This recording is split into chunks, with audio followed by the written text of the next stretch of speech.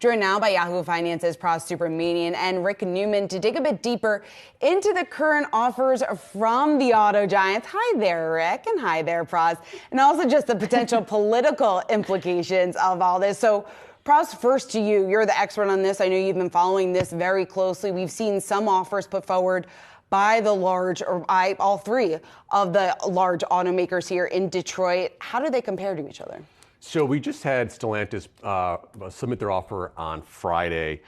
They mentioned that they've been working with the UAW over the weekend, and they submitted possibly a second offer, a counterproposal that's happening today. We don't know the details of that, but as you can see right now, about a 14.5% wage increase for the lifetime of the contract, $6,000 one-time payments for inflation protection, also $4,500 inflation protection payment over the next 3 years. Talking about things like improving base pay for part-time workers, improving the acceleration timeline to get to higher wages from 8 to 6 years. Part of the big thing you're noticing here is the UAW wants the end of tiered contracts, right? And the thing with the kind of the staged progression is they don't want that. They want a 90 days to get to that top wage, right? Not 8 years. They want COLA benefits or cost of living adjustments. They want that built into a contract. The problem with automakers is they see that as that could be unlimited. We don't know what inflation could be in the future years. We can't just have an open-ended expense. So we want to give you a defined $5,000 payment, $6,000 payment. So that's what all of them are sort of doing right now, trying to get to where the UAW wants. But the UAW has some really strong demands, like a defined pension plan for one thing, which is a lot. Rick, there's a lot riding on this for President Biden as well, not only because he has said he's the most pro-union president, but also because the UAW hasn't necessarily gone all in on his reelection campaign. They have withheld the endorsement for the president.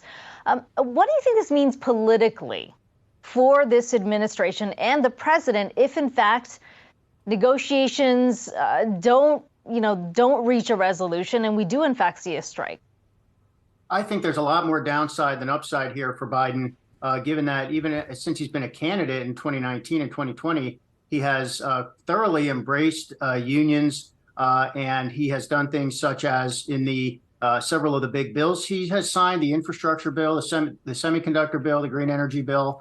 Many of the requirements for getting the tax subsidies in those deals is that the work has to be done domestically, production has to be done domestically, and it has to be done by union workers. So he has really backed the unions. And the perplexing part about this is, the unions represent only 10% of American workers these days.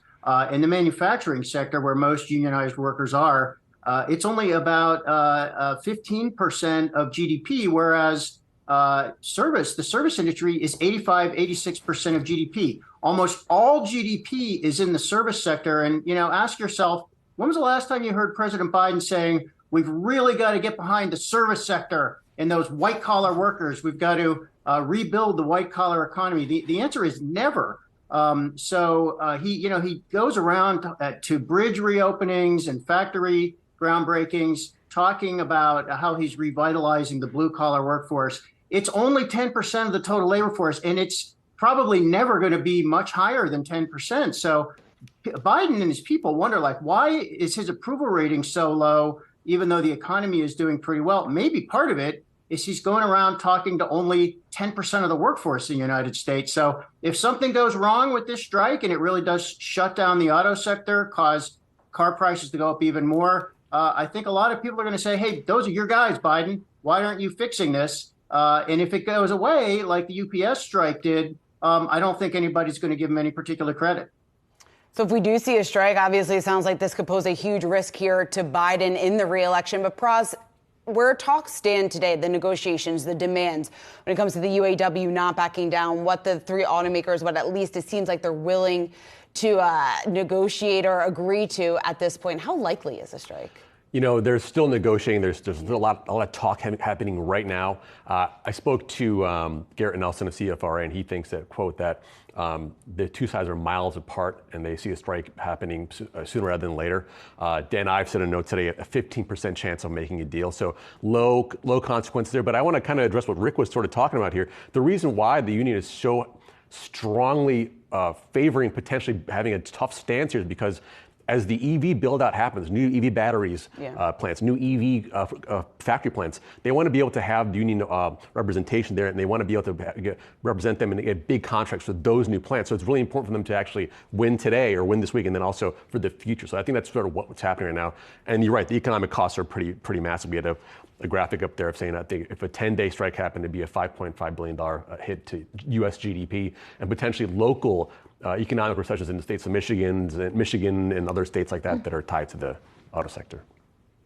So, Rick, let's pick up on that point that Pras just made. I'm thinking back to a year ago when the president announced the Inflation Reduction Act. He was very vocal. He said these will be good, paying union jobs. And a year later, there are some questions within these unions about whether, in fact, that promise can be kept in this EV transition. You heard Pras just talk about the potential for, if there are wage increases, will prices have to be passed down to consumers? Will that slow the transition? I mean, in the context of this big bet the president has made on the transition to electric, what does it mean if this does hit a snag?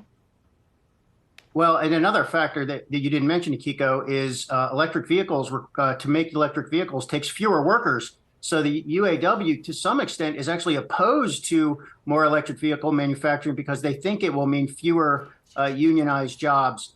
So this is complicated. I mean, we got the so-called battery belt popping up. That battery belt kind of goes north to south from Michigan all the way down to Tennessee and a lot of states in the South. And, those southern states are almost entirely non-unionized. And, for all the talk of the three domestic automakers, we've got a bunch of almost every automaker, including all the foreign automakers, does make cars in the United States. And almost all of those factories are non-union factories. And by the way, Tesla, also a non-union company. So I think another factor here for the UAW is they might feel like this is a bit of a last gasp, that their might within the auto sector has been diminishing.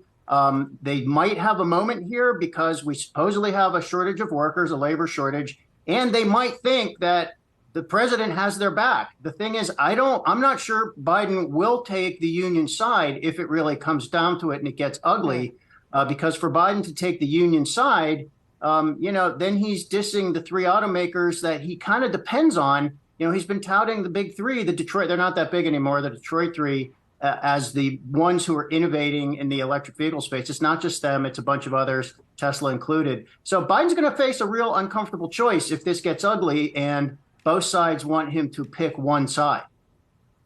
Well, and you do wonder if the UAW does in fact get the concessions or more concessions than expected, whether that'll have a ripple effect, even so some of those non-union markets, because we have heard rumblings in Georgia, for example, about pressure against companies like Hyundai to raise those wages. So a lot riding on this. And of course, September 14th, the big deadline we are looking out for. Pras Subramanian and Rick Newman, thanks so much for bringing us that story. Bye, guys.